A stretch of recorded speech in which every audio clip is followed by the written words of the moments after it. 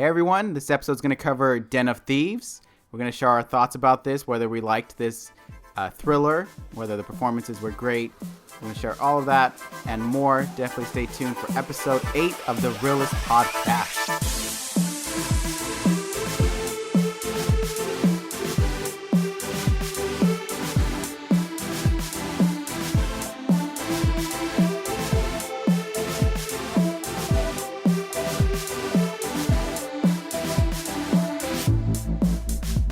Welcome back, everyone. I am Oscar. I'm Donald.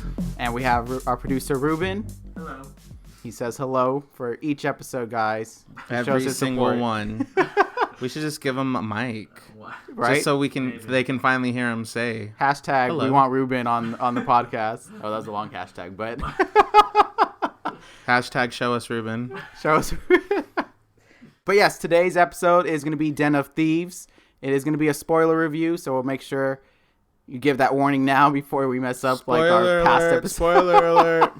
We're working on We're this, going to be guys. like explaining a scene like, oh wait, we're spoiling it. Spoiler alert, spoiler alert. We appreciate everyone's patience as we're trying to get the hang of it. We're still there. It's only first month, so appreciate all that. Den of Thieves. It's about Nick being a hard-drinking leader of the Regulators, an elite unit of the Los Angeles County Sheriff's Department. Ray, he is a parole leader of the Outlaws, a recently parole leader of the Outlaws, a gang of ex-military men who use their expertise and tactical skills to evade the law. Film stars Jared Butler, 50 Cent, or Curtis Jackson, O'Shea Jackson Jr., Hey. and I don't know the who's playing Ray. Actually, it escapes my name. Pablo Schreiber. Yes. Perfect. That's the cast. Donnie, quick thoughts on the movie. I loved this movie. I thought it was great. So good. I've seen a couple like crime, dramas, crime, street crime, whatever movie. Okay. Yeah, you get it. Crime movies, crime. And let me try to say it different ways. Heist. Yeah, heist films, and this film definitely had some of those like cliche things about it, but it did it in a different way and in a unique way. I feel like it was way more like believable in terms of like just just like what seemed realistic. I thought it was like done in such a smart way. I feel like it wasn't like this random gang and they just like, oh, let's go rob this bank, and like, but they don't with that cliche moment, this has been attempted like so many times before. Like, and they did have that. So in the film there is that scene where they're trying to rob this bank that's been attempted 53 times to rob it, and no one's ever come out successful. So the Federal Reserve, to clarify what it was. Yes. In Los Angeles. The movie takes place in Los Angeles, but yes. You know what? It was really crazy. So in the opening of the film, they give you like all those little stats about this is like how this is this is the number one bank robbery attempt capital of the world. Yes. Los Angeles, and it said every 9 minutes a bank is robbed. That's insane. That's crazy. That is insane. And when they were saying like, because they didn't say Los Angeles at first, they were saying like every blah blah blah every 9 minutes, and this is the bank robbing capital of the world. And I was like, ooh, where are we at? Like, where's this movie taking place? And then they're like Los Angeles, and I'm like, how did I not think of that? Like, it just passed my brain. That's hilarious. But yeah, I liked this film. I really did. I liked the second half. You weren't so much into the first half. The first half I was not a fan of. If the movie was just like more of the first half and the second half, I would have definitely walked out disappointed. It's just the way that it presents itself is like this attitude, and a lot of the characters had that like attitude of, I know what I'm doing. I'm the best of the best. They can't mess with me. We didn't mess up. We knew exactly what we were doing the entire time. And like with Nick being the leader of like the cops, he just always had that like, this isn't my first rodeo. But at the same time, I also got vibes of how I feel. This is, if I feel like I want to work today, I'm going to work. I don't feel like working today. what do you got? We'll have them do some like things to it. Like he definitely had like a stereotype, like tough cop. Yeah. And it didn't work for me. It wasn't. Did it not work for you throughout the whole film, or just the first half of the film? Well, that's the thing. The first half was establishing the characters, and for Nick, it failed. For someone like Donnie, hey, shout out to Donnie. That's your story. Shout out to yourself. The character Donnie, played by Shea Jackson Jr. For Donnie, I liked it.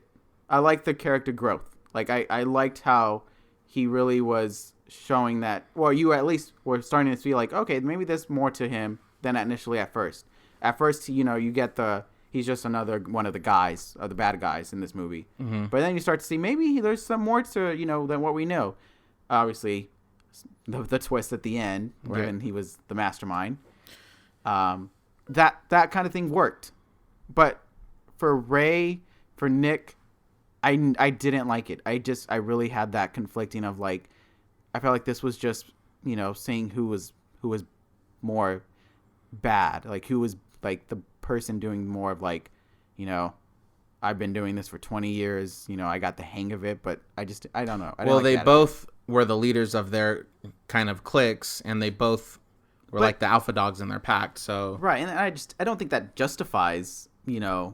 I get like for Nick's family situation, that was a tough situation to be in, and I did want it to work out for him, but it wasn't because I felt sorry for him. It was just because I don't want to see a little girl lose her dad, kind of, that kind of situation. I think it definitely, like when they introduced that whole kind of like problem going on in Nick's life, I think that added a different layer to his character, because initially it came off as, he's that cliche like rough top crime that doesn't do things by the books, makes his own rules, like that whole kind of stereotype that we see a lot. Well, when they interrogated films. Donnie, like that, that's not by the books. That was. But you know what? Even though it is a cliche type of character and a stereotype that we see a lot, I feel like Gerard Butler did it very, very convincingly. In that regard, yes. He was. I mean, I was scared of him. I was like, I'm not like I know who you are, Gerard Butler. Like I know you're an actor, but you're like petrifying me right now. Like I'm nervous. I'm on edge. Like I think he was definitely had that just like hungover, haven't slept in 3 days, kind of look to him. Like yes, that is true. In that regard, that performance was great. The part that just wasn't working for me was the whole side of the first half. It's just like, we're gonna find these guys. We have one guy that we have, not as inside man, but we have one guy that's pinning us to everyone else. And then when at the gun shooting range, when they were shooting, and Nick's like shooting him and going first, and then Ray's like, I can be better than that, and he shoots this target and hits everything in the middle. Like, it just didn't work for me. I felt like they were trying to do more of who's more bad. A word. Bad word. I don't want to say it. I learned my lesson. But, it was just that kind of like comparison. Like, it was just like, I'm tough. No, I'm tough. And I was like, I don't care who's tough. I want to know you guys. I think they were doing that because it was leading up to this final kind of battle between the two, between the police officers and between the thieves. Yeah. So it's like, but see, they had to build up that tension. It's not like they had to, because like I get what you're saying. I totally get what you're saying, but I feel like it was important. I feel like they had to build up that tension between those two characters, and kind of like they're both trying to like, like, well, I'm more bad, or I'm better, I'm more tougher than you, and I can shoot better than you, and I'm like I feel like it was. It just didn't work for me. I understand where you say you got intimidated by Gerard Butler's performance, and did you get intimidated by Ray, by Pablo Schreiber? Not so much, not as much as I did Gerard Butler, but I feel like the scene that really made me uneasy was when they kidnapped Donnie, and they were in that hotel room when they were doing it, when they were interrogating him. I was really like uneasy. I was like, because you don't know what's like, you don't know what's gonna happen. I didn't think they were gonna kill him. I didn't think they were gonna kill Donnie. Cops, they can't. Yeah, unless that would have been a different twist. Well, who knows? Because they kidnapped him and were beating him up, and they did all kinds of illegal things. Well, now maybe it's one of those where I'm thinking, what if they did it differently? But I get what you're saying. Like, I can see that intimidation. Ray was more of like, relax. I know what I'm doing. Shut up and listen what I'm saying because I know what I'm doing. Kind of like attitude compared to Nick doing more of like the tough things. Like I feel like Nick tried to show his toughness more, exactly, and Ray was more of Ray was more a little reserved about it. Yes, but like he still believed that he was. And the characters around him not feared, but they didn't challenge him. So they definitely had that like respect. So that was two different things. That's a good point actually. But the second half, that's the thing. The second half of the movie doesn't necessarily carry what the first half was establishing, in my opinion. It was more of the first half was setting up, yes, we're explaining how the bad guys want to do the break-in and how the good guys were on the loop of something like going on, something suspicious. But once the second half started and they went to the bank and they actually started the crime, the heist, at that point nothing that had happened in the beginning of that movie really meant something in that sense. Like the only thing that it meant that was that they know each other at that point. Mm-hmm.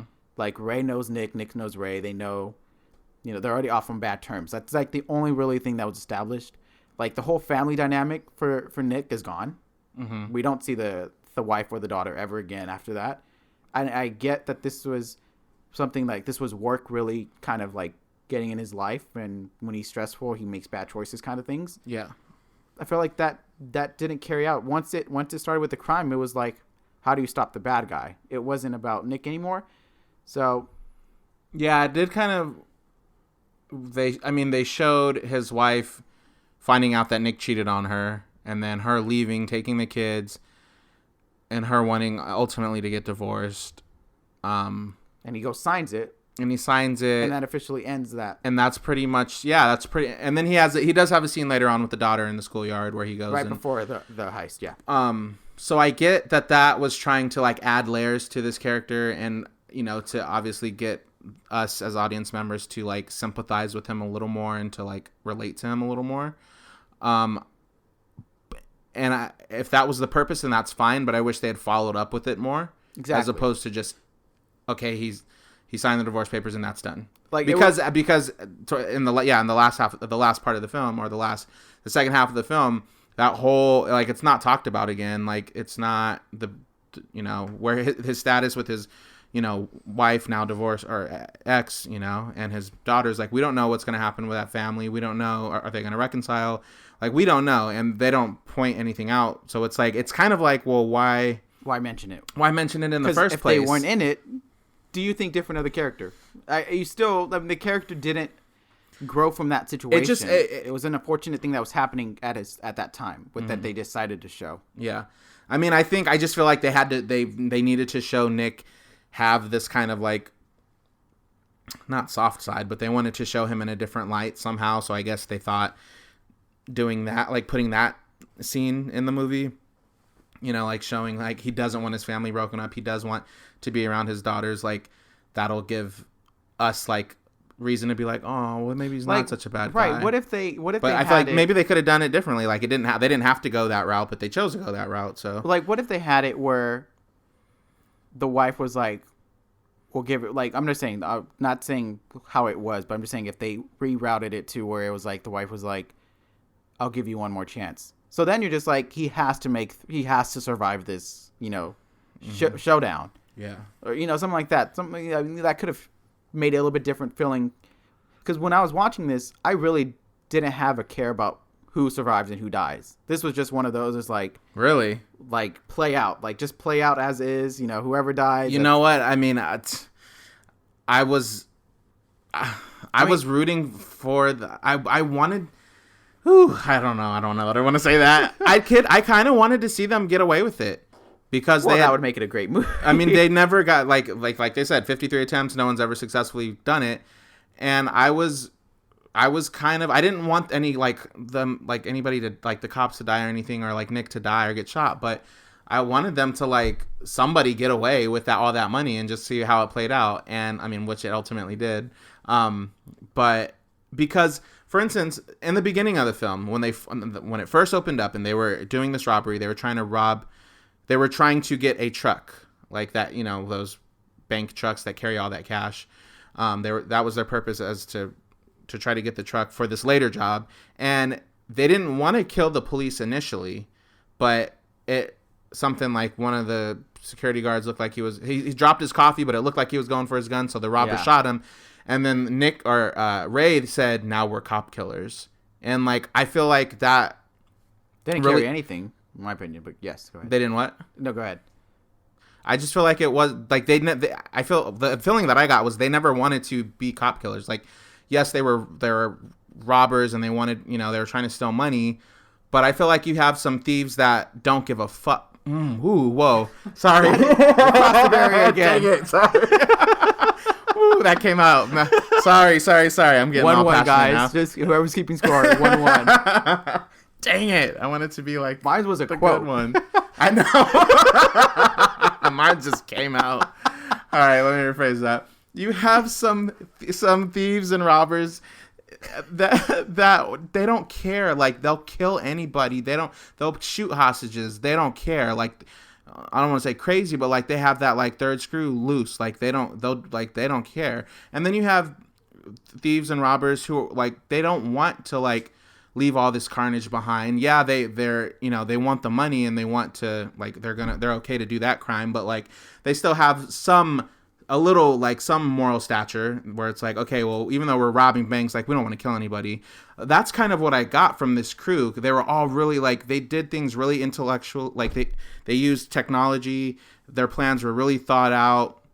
I feel like they really tried to plan to be, I guess most robbers do this. They try to plan to get away with the crime without, exposing themselves. We're gonna get caught in this one, guys. I'm just letting you know. But I just feel like the last thing they wanted to do was to kill the cops. But at that point it had happened, and they were well, now we killed cops, so it's I guess we're on this path now. I don't know. Right.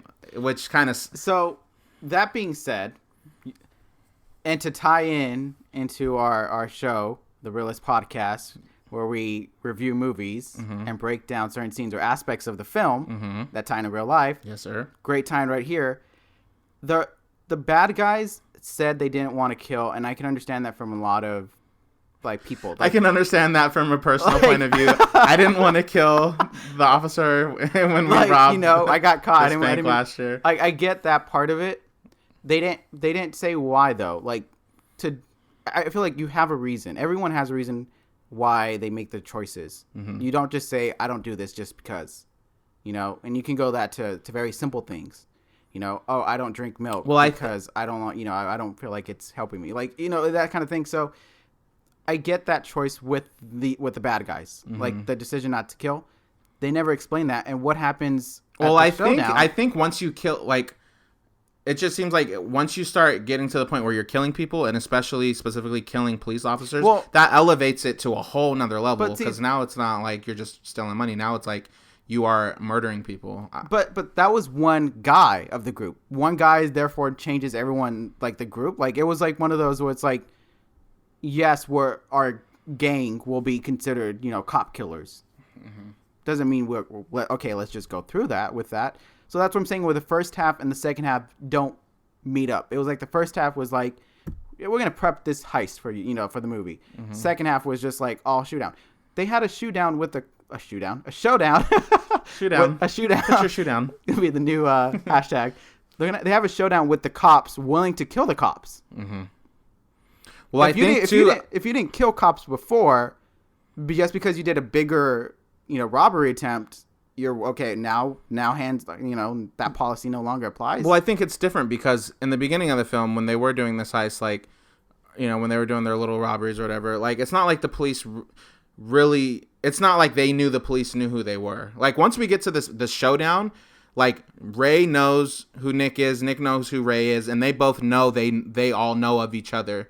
Like they know that and Donnie kind of got caught in the whole middle of this, and like at the restaurant when Nick is like, "Hey, what's up, Donnie?" and Ray's looking at him like, "How do you know him?" And that's when that's when they find out, like, I think that's when like the tension really starts to build up, because now it's like Donnie's like, yeah, they know what's happening, but I didn't tell them nothing. So now it's like everybody is now on the same page. Like the cops know about what do we call them? We're not calling them a gang, but they were the outlaws. The outlaws. Yeah. I'm just calling them thieves. The cops know about the thieves. The thieves know about the cops, and they all know that they all know each other. So it's like, I feel like at that point, it's not like, oh, let's be careful so we don't get caught, or it's like they think they got the money from the Federal Reserve, so it's like, it's kind of like they can like taste their freedom, I guess. Like it's right there for them, so they're like, at this point, we're gonna do whatever we got to do, because the other only option is, well, to die or go to prison. I mean, in any situation. Well, that's the point that I feel it did not carry. It's just they had that initial, that's who we are. We rob, we don't kill at all. Mm-hmm. That incident, yes, one of our guys killed a cop. That's gonna look bad on us. But if they were gonna pull the heist, I know the gun was a scare tactic, but they were shooting at the cops. And then the thing was, they were shooting through the cars in this traffic. Like they were stuck in traffic, to explain what's going on. The bad guys are trying to get away, and they get stuck in this like traffic zone, mm-hmm. and they start shooting through the cars. Yeah. So it's like, now you went from we're cop killers to now we're murderers. We're gonna kill anyone that's in our way. So it's just like, where's the sudden change? I get your life's at stake, but you knew that from the beginning. It wasn't like all of a sudden, But I don't think it was that apparent to them until they got into that situation. Like it wasn't like, oh, I mean, at first, yeah, they didn't want to kill the cops. They were trying to be careful about it. But by this point in the film, the cops are right behind them, and it's like they're coming up on them with guns. So it's like, like, okay, we're gonna do this. All right, let's do it. The thing is, yes, like the first time in the beginning, the cops, they were there. It wasn't like they weren't expecting the cops to not arrive. They weren't trying to do it without the cops showing up or anything. The cops were there. They just had thought of it how to get away. Mm-hmm. And then at the end, so it's like, once your plan is gone, you're changing your mind on how to do it. I didn't like the transition. They again, first half and second half, two separate things, the way it was going. I don't think it was two separate things. I just think they both had, like, there were different paces to it. The first half, they had to, like, I mean, you have to get a sense of who everybody is and, like, all that kind of stuff. The second half really focuses on, like, the showdown, which I do want to say I really liked about this film was, like, the final, like, the showdown between the thieves and the cops. It was like it wasn't like, oh, this is just let's throw this in the last 20 minutes of the film. Like it was or I don't know how long it was, but it seemed like it was a good long amount. It was in a good way. Like, and I liked it. And I like that, like, because it started in this little bank. It's in this little, bank not too far from the Federal Reserve, and they were holding hostages, and they were going to threaten to kill one if somebody tried to negotiate with them.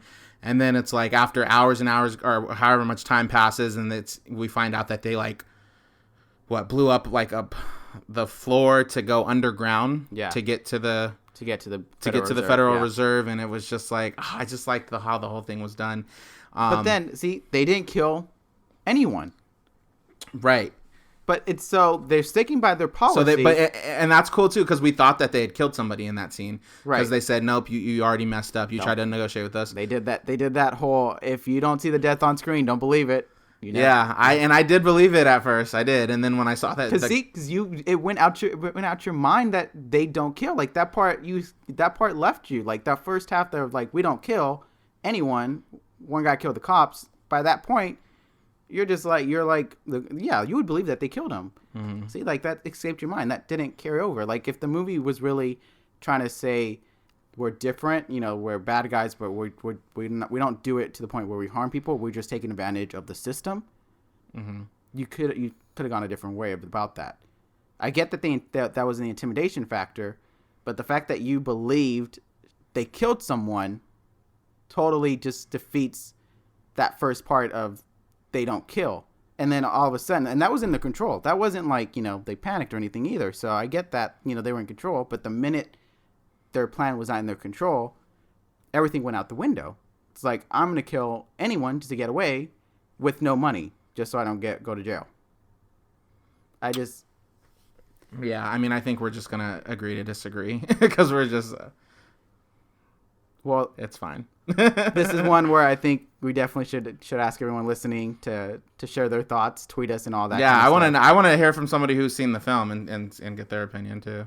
So yes, I mean, you covered it. My favorite scene also was the whole heist, the way it went down, the going to the regular bank, tricking them, then going to the actual Federal Reserve, and the whole split right there.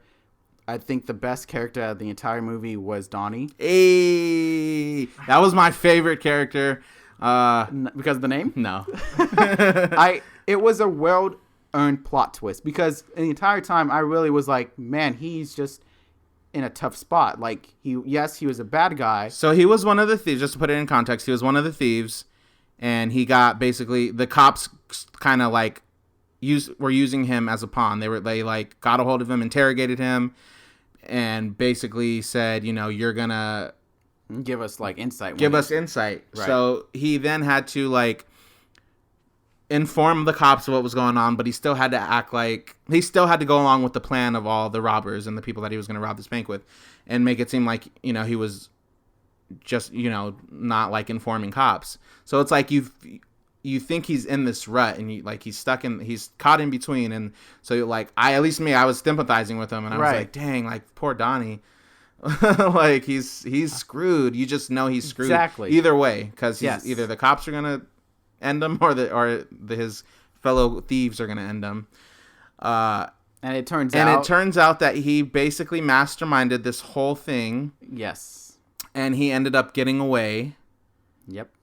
With the money, with the people that he originally like many contacts. Like, it was like, the movie is like, you watch it first, you don't pay attention to some of the like third like characters, not secondary, not even like supporting, but like the third, just like people that you think are extras, yeah, or people that you think like, you know, and then you see them at the end, like, and it's like, oh my god, like it blew my mind. It was a well-earned plot twist, because it was one of the best plot twists I've seen in a film.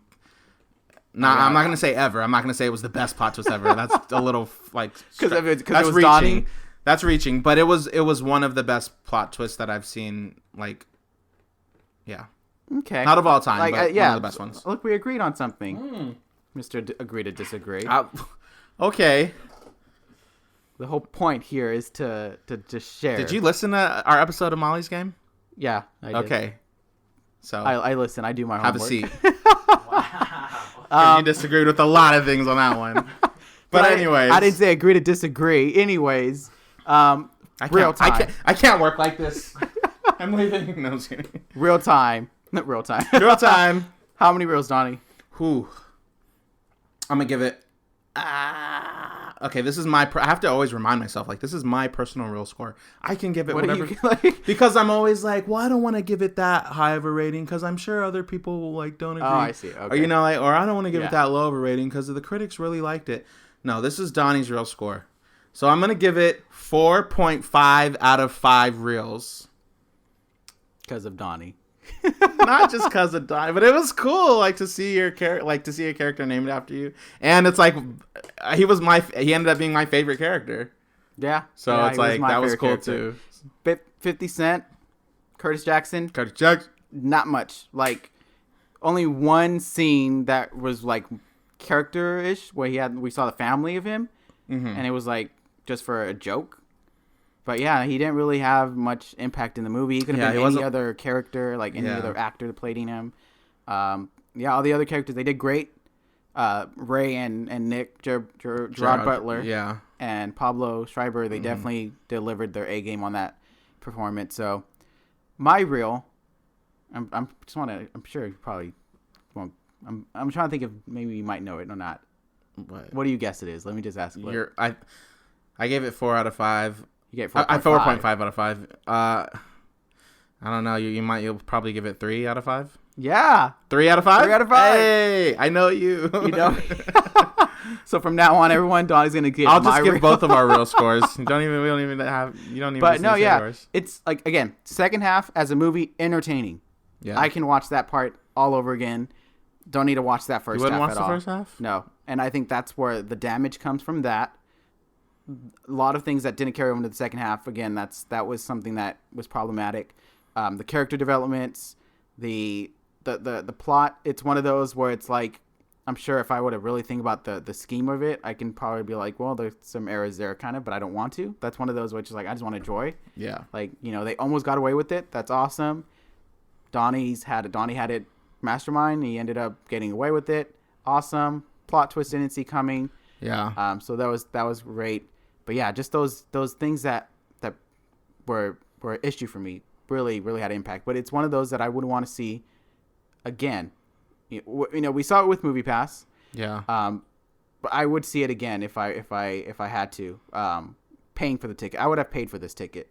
So this definitely would have been one of those where I was entertained, and I would happily pay for it again. Right. But I'm entertained not because it's a movie that it blowing me out of like my mind. Like Christopher Nolan movies are ones that like blow me out of like my mind. Yeah, you're looking at like those kind of films.